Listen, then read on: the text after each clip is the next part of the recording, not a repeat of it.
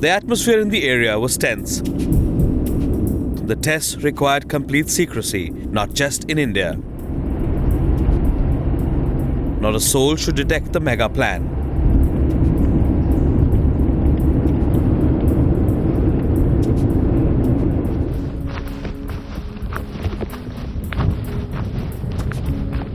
The challenge before the 58th Engineer Regiment of the Indian Army was massive. Commissioned to prepare the test sites without being probed by the US spy satellites. The staff was briefed. They must take all measures to ensure total secrecy. Helicopter surveys with radiation detection instruments before and after the events have confirmed that there was no leakage of radiation into the atmosphere.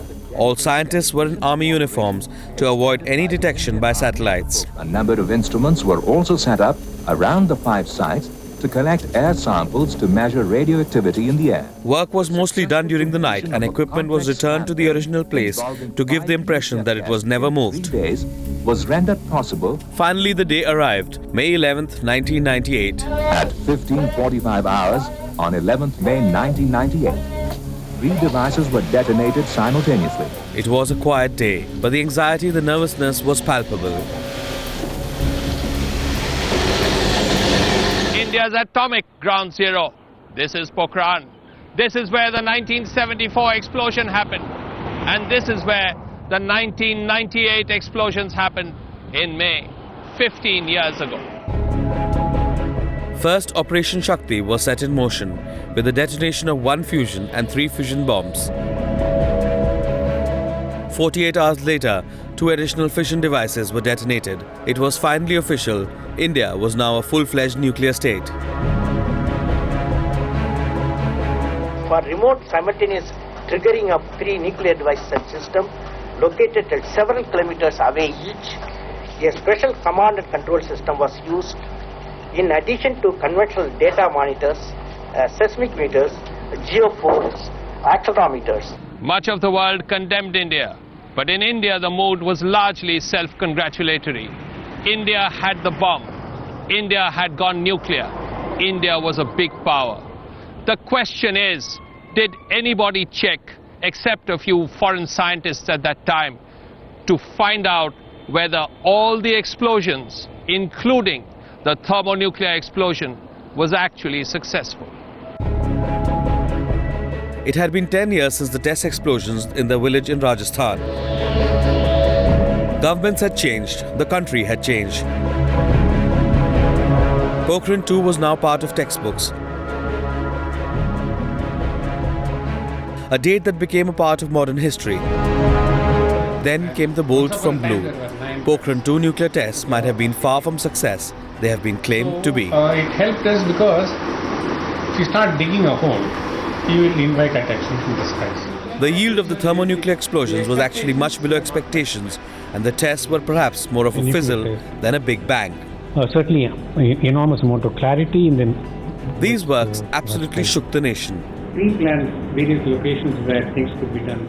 They were not rumors. These were not just claims. The words came from this man, K. Santhanam, senior scientist and DRDO representative at Pokhran-II.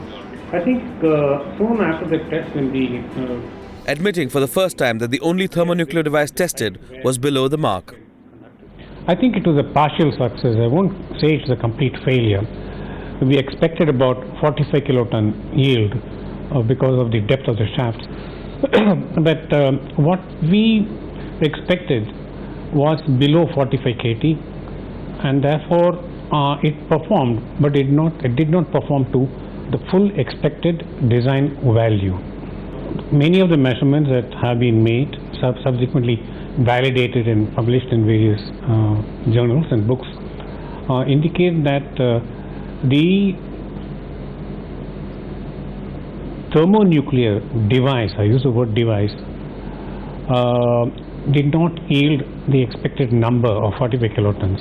It was below that, but I don't want to say how much below it was. But certainly the first stage of a thermonuclear weapon will be the fission device itself, which starts the chain reaction which will set off the thermonuclear reactions to follow in the second stage. I won't say it is a complete failure. It was a partial success. Hydrogen bomb work has been triggered off by And with that startling disclosure, the controversy over the yield of the test, previously questioned by foreign agencies, was given a fresh lease. After that, we went into a lull for a variety of reasons. The nuclear yield was now a matter of huge debate, both among international scholars and the Indian science community. after which the hydrogen bomb yield follows. Soon after the test, when the green signal came, we have visited the sites where these tests were conducted. And even our very first visit indicated that the damage done to the thermonuclear shaft was not as high as had been claimed by the Baba Atomic Research Center. This is obvious even to the naked man's eye. But then we waited till we came back, did a little more work, presented our results in the early conference that we had. And it took us about 6 to 9 months to go into detailed analysis of all the measurements that we had conducted. And we had submitted a report to government by the end of the year, which indicated that more work has to be done in the thermonuclear area. Please note, more work has to be done. We did say that our thermonuclear test was a great resounding success, but that more work needs to be done. And this is a proper recommendation and should have been accepted. Calculating the exact yield are very difficult even in controlled environments. The allegations were strong and were made by a man who knew what he was talking about. They couldn't be taken lightly, and they couldn't be denied easily. A mega blast, a super blast. To have a hydrogen bomb explosion, it has to be triggered by an atom bomb explosion. Well, the atom bomb worked, but according to Santhanam, the hydrogen bomb did not. But where did it all begin? The world woke up to nuclear power many years back.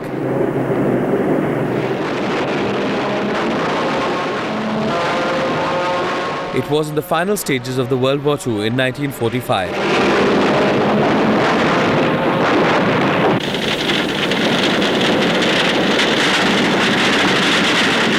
The war in Europe had ended with Nazi Germany signing its surrender on the 8th of May. But the Pacific War continued. America called for Japan's surrender, threatening Japan with prompt and utter destruction. The Japanese government ignored the ultimatum. What followed shook the world.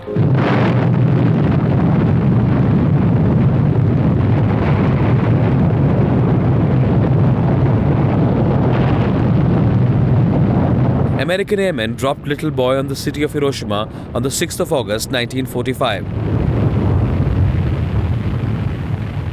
72 hours later, Fat Man was dropped over Nagasaki.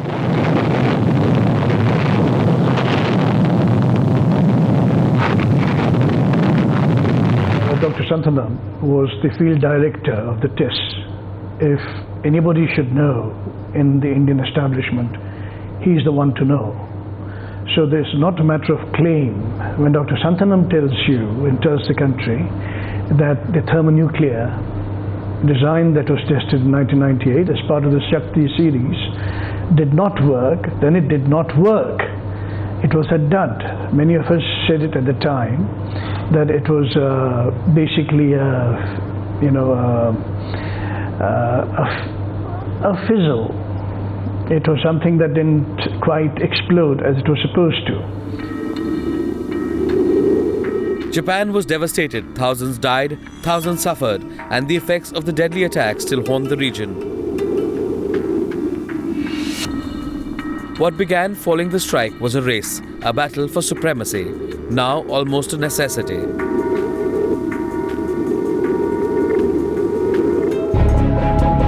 It was codenamed Smiling Buddha. Set to be tested on the 18th of May 1974, the birthday of Gautam Buddha. The test was a top secret. Besides Indira Gandhi, just 2 of her advisors were informed. Finally, the moment arrived and Pokhran-I became the first confirmed nuclear test by a nation outside the 5 permanent members of the United Nations Security Council. When Western scientists first spoke about the low yield of the hydrogen bomb blast, they were dismissed as Western propaganda. You can dismiss a Western scientist. How can you dismiss Santhanam? The cloud of glory burst unceremoniously. The very basis of success of Pokhran-II was now being questioned. This apart, of course, the success was the miniaturization. There have been some odd noises coming from BARC saying that our instrumentation did not work. That's a stupid lie, absurd lie. In fact, they were given exposure to all the results even before the test, and the results after the tests were conducted. So this is a kind of a blatant lie that BARC is trying to put out, and that needs to be strongly condemned. We had pictures of the site before the thermonuclear event, and we had subsequent field visits when approvals were obtained. We gone and seen. There's considerable. Let me put it this way: if you visit the sites, even now people can go and visit it with due clearance. You can see that the shaft is not damaged as it should be. You can still go there and see the pipes, the jetties, all the other instrumentation absolutely intact. If the event had occurred to the value that was designed, there should be a huge cavity out there. It doesn't exist now. The establishment and the scientific community are not ready to give up. For remote simultaneous triggering of 3 nuclear device system. Contradicting Santhanam's claims is this man. Former Atomic Energy Commission Chief Anil Kakotkar, not willing to budge an inch. Kakotkar's stand is clear. The tests were 100% success and the facts cannot be questioned. The tests, the Pokhran-II tests done in 1998, again in May 1998, were to demonstrate India's nuclear weapon capability. And a total of 5 tests were conducted. Since I was involved in all of them firsthand, I can tell you with confidence that all the tests were 100% successful. The total yield of the 2 tests, 2 large yield tests, had to be limited. And assessments were done, and it was concluded that this total yield has to be maximum of around 60 kilotons. Now, one of the tests was a standard fission device, and for which an assigned value was around 15 kilotons. After which the hydrogen bomb. The battle of claims is now intensifying. Kakotkar feels the entire controversy is unnecessary. The debate triggered after claims by a former DRDO scientist that the hydrogen bomb experiment was a failure did not hold any water. It's important to recognize that it performs at the level at which it was designed to or at which it was expected to. And then you can tune it to any other yield and get so, and that's how it was kept at 45 kilotons, because you didn't want to create a damage at Khetolai village, and it did perform at that level. So there is no truth in anybody's saying otherwise. You cannot go by just one pattern, because the geology down below, it varies, and in this case, even though the distance between the 2 shafts it was just 1.1 kilometer, in terms of the placement, the strata in which the 2 placements were there, they were different. And so obviously the signature on the ground for the 2 cases are different. Will be taken at the center. But Santhanam was not just making any claims. He was part of a team that envisioned the nuclear test.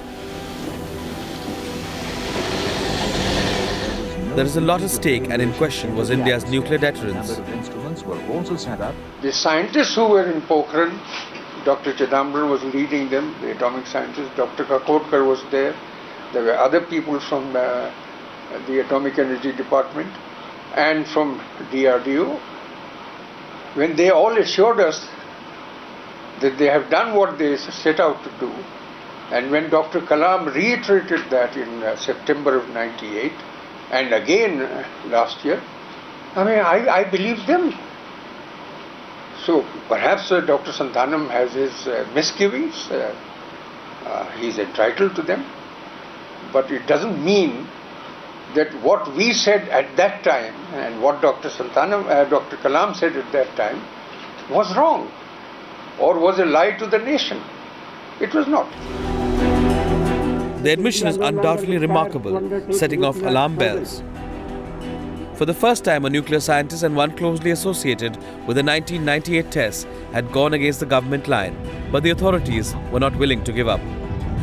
And with Dr. Santhanam coming out, and he came out not recently, he came out in September 2009.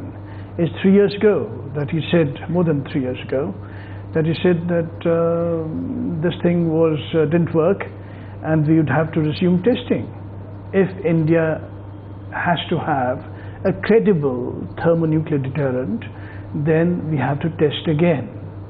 And that follows from his assessment of the test, which was based on a report given by the nuclear establishment at the time, who were out there in Pokhran, who did the tests and looked at the data, the telemetry data, and came to the conclusion. Which conclusion was, as I said, in the report given to the government, which the government did not pay heed. No, what we did is that after the tests were conducted, we returned to Delhi. We went back, we did a lot more homework on all the measurements from various instruments that had been deployed, put them all together, got it into a report, gave it to government, even gave a copy of that to the BNRC chaps as well. At that point in time, Brajesh Mishra, who was then the principal secretary, tended to agree with what BNRC said. He disagreed with what we presented as evidence. This is a kind of a political decision, let me say, not much of a scientific decision. ये pillar किसके लिए है? The test was said to have yielded 45 kilotons. But that data was challenged by Western experts, who said that it was not more than 20. What transpired in the moments after the test, not many know. But years later, as we celebrate the 15th year of Pokhran-II, the questions, the doubts and the dilemmas have only compounded. It's not a matter of investigation. All that the government has to do is ask for the report. Is there too much to do? There's no investigation involved. There's no CBI or any such thing, because nobody else is capable or competent to make the judgment as the nuclear scientists did at the time when they came to the conclusion. So it's just a matter of asking for the report, and whoever the poobahs are in this government, starting with the National Security Advisor Shiv Shankar Menon, all he needs to do is call for the report. Surely the report is up there, filed away. There's no investigation required. All they have to do is call for the report. Pokhran-II, a proof of India's nuclear deterrence. Worldwide measurements of the yields of Pokhran-II are available in the published literature by a number of scientists all around the world. They clearly indicate that the thermonuclear test did not yield the 45 kiloton yield as claimed. I think that this is universal knowledge, but it takes time for real information to sink into the heads of some people in India. Some say the alarms were set off within minutes of the test. Some say Santhanam had admitted that the test was a fizzle during a discussion on CTBT. But even as speculation increases, what about our own security? The government may choose to dismiss one man's claims. But what about the facts on the ground? Does India need to conduct more tests to improve its nuclear weapons program? Do we need to analyze our nuclear deterrence more closely? Do we need to relook at Pokhran-II objectively?